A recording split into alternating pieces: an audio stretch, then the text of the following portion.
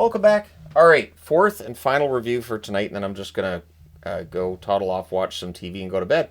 But either way, this may end up being the last night of 4 reviews. I think maybe there's one in a couple days too, where it's 4 reviews back to back to back to back.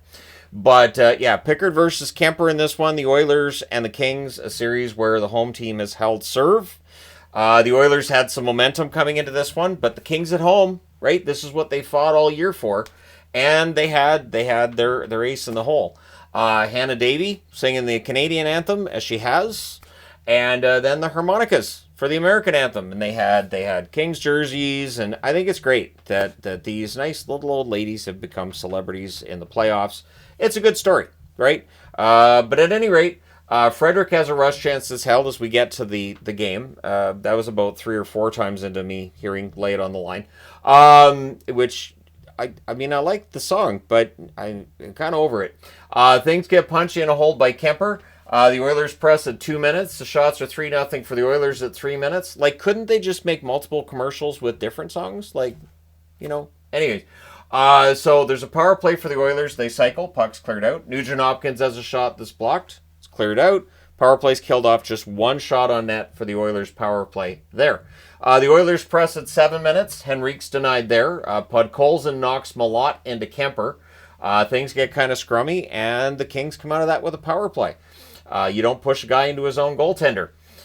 Kings cycle. It's cleared, and again, power play's killed off. The Kings do press after their power play's done, but not a lot going on in that power play there. Shots are 12-2 for the Oilers with 9 minutes left. One of the storylines in this series has been slow starts by the Oilers. Clearly something was said, or they just realized, hey, we need to wake up and play better to start games than we have been. And they dominated. They absolutely dominated. In fact, I think they came out tonight and played the Kings game better than the Kings played the Kings game. So Bouchard gets robbed.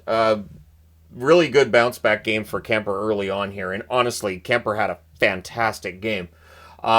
Oilers press with 7.5 minutes left. Spence has a shot that's blocked during some rare offensive zone time for the LA Kings. It was very, very rare. I don't know how much the Zamboni was needed at that end of the ice in between periods. Kings press with 5 minutes left, but they're kept to the outside. There's more pressure by the Kings with 3 minutes left, but they did not get very much at the net. Arvidsson fires one wide on a rush. There's some dislike at the horn. No calls out of that. And it's 0-0 after 1. Second period, early jump for the Kings. Fogle has a rush chance that's saved. The Oilers press at 1.5 minutes. Shots are 2 apiece at 3 minutes. And then the Kings get a power play. And at 3:33, they score. It's a point shot that's deflected in by Kuzmenko, Kopitar, and Kempe with the assists. So 1-0 lead for the Kings. The first goal has been very important in this series in general. So the Oilers then draw a power play. There's an early clear. Draisaitl has a one-timer this tonight. Puck's cleared out. Power play's killed off, but shortly after it's done, and we saw a lot of this tonight, didn't we? Kane wires one glove side on a failed clear soon after that power play comes to an end. And at 6:16, the Oilers have tied the game. Klingberg with the assist there. So Klingberg prevents the clear, and then Kane ends up getting a glove side to tie the game. The Kings press at 8.5 minutes. Perry's denied on a 2-on-1 rush. McDavid has a rush chance. That's held. Kempe's denied on a fast break. The fans call when the referee does not. I needed the counter tonight for this game, but barely. And I'm thinking about already going, all right, I'll just retire the counter and see how things go. And just put in the ref, you suck for when it happens, because there just hasn't been that many. Shots are 10-7 for the Oilers with 6.5 minutes left. The Oilers press. The Kings block the path to the net. Kemper holds amidst a dog pile, and I was really pretty sure the Oilers were going to score there, but they don't. Frederick has a 2-on-1 chance that's saved. Things get pushy at the Kings' net.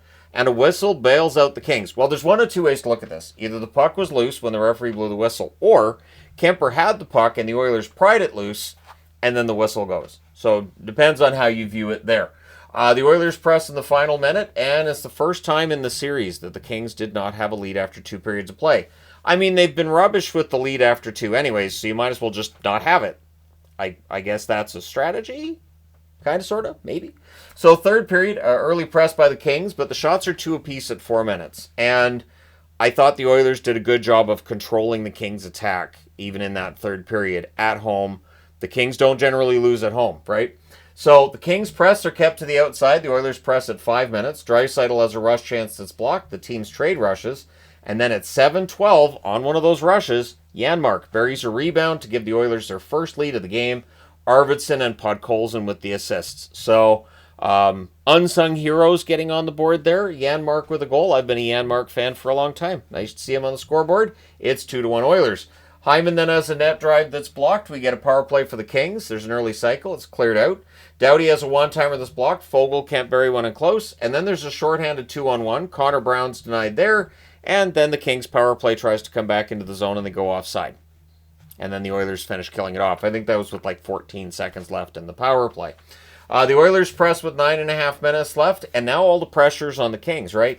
The shots are 8-4 for the Oilers with 8 minutes left. Masterful road game, and I don't say it there yet, but Hyman has a net drive chance to block. Here I say it. The Oilers are giving the Kings no room. Very Kings-like. It's like the Oilers just went into this one tonight and played the Kings game, and they have a 2-1 lead at this point, so they're fine with choking off the center of the ice, not giving the Kings a net to look at, all that fun stuff. Things get pushy on a hold by Pickard. Goalie pull happens with 3 minutes and 20 seconds left. Heavy pressure by the Kings during that 6-on-5. Could not, A, get the puck past the blocking, and B, when they did, Pickard was where he needed to be. And then in 1902, Nugent Hopkins hits the empty net. 3-1 lead for the Kings in that final minute. So they do pull the goalie again, but they don't really generate very much. And things get pushy at the horn because I would imagine the Kings are looking at this series and saying, well, we had a 2-0 series lead. That was nice while that lasted. And this is why when a team has a 2-0 series lead, doesn't mean a series is over. In fact, we're looking at a series where a 3-0 series lead may not mean a series is over. So the Oilers have won 3 games in a row. They can finish this at home. I will be very surprised if they don't. It's a 3-2 series lead for them if the Kings lose for the 4th straight year to the Oilers. I'm going to have to look through the history books and just see times when a team's been owned by another. I've talked about the Bruins and the Montreal Canadiens for years on this channel and how Montreal was a bad matchup for Boston. We are going to be discussing how Edmonton's a bad matchup for LA. Shots on net, 19-4 for Edmonton in the first. That is a very decisive first period. They didn't get goals. They didn't really have to. They just showed they could go out there and play that style of hockey in LA. They outshoot the Kings 14-8 in the second, 13-9 in the third. Final shots, 46-21 for the Oilers. Power plays, the Oilers go 0 for 2. The Kings 1 for 3, meaning the Kings generated 0 goals, 5-on-5 at home in Game 5 of this series. The hits, there was a lot of hitting in this game. 57-46 in favor of the LA Kings. Pickard, 20 saves on 21 shots. Kemper, 43 saves on 45 shots. So, Darcy Kemper did everything he could. Played much better than he did in the last game. Just didn't get the goal support. Once again, 5-on-5, the Kings just did not have a path to that net. The Oilers, fantastic defense by the Oilers tonight. And if they can play anywhere near this level at home in Game 6, series is probably done. But we'll see. Like I said, even a 3-0 series lead didn't seem to matter. And if the Kings could somehow get together a really good Game 6, Game 7 would be at home. So we'll see what happens. Let me know your thoughts in the comments section below as always. Hit like and subscribe in the event you may not have done so already. Thank you guys so much for all your support as always. I will talk to you again soon.